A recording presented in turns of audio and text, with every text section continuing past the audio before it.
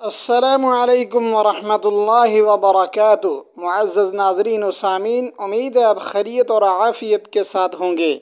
اللہ سبحانہ و تعالی جل وعلا ہم سب کے روزوں کو قبول فرمائے اور عشرہ اخیر کے اندر ہمیں شب قدر جیسی عظیم رات نصیب فرمائے۔ معزز ناظرین، اس وقت ایک اہم پہلو کی طرف آپ حضرات کی توجہ کو مبذول کروانا ہے۔ صدقہ فطر کیوں دیا جاتا ہے اور اس کا مقصد کیا ہے؟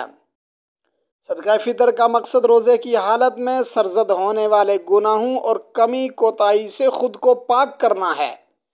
حضرت ابن عباس رضی اللہ عنہما سے روایت ہے کہ رسول اللہ صلی اللہ علیہ وسلم نے صدقہ فطر روزے دار کو بےہودگی اور فحش باتوں سے پاک کرنے کے لیے نیز محتاجوں کے کھانے کا انتظام کرنے کے لیے فرض کیا ہے۔ سوال یہ پیدا ہوتا ہے کہ صدقہ فطر کس پر واجب ہے؟ جس شخص میں 3 شرطیں پائی جائیں اس پر صدقہ فطر واجب ہو جاتا ہے۔ مسلمان ہو، کافر پر صدقہ فطر واجب نہیں ہے۔ آزاد ہو، غلام پر صدقہ فطر واجب نہیں ہے۔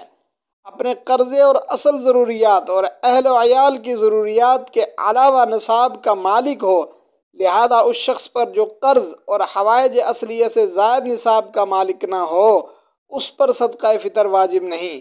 گویا صدقہ فطر ہر آزاد مسلمان پر واجب ہے، جبکہ وہ یکم شوال یعنی عید الفطر کو نصاب کا مالک ہو، خواہ اسی دن یعنی یکم شوال کو مالک ہوا ہو، اس پر سال گزرنا شرط نہیں ہے۔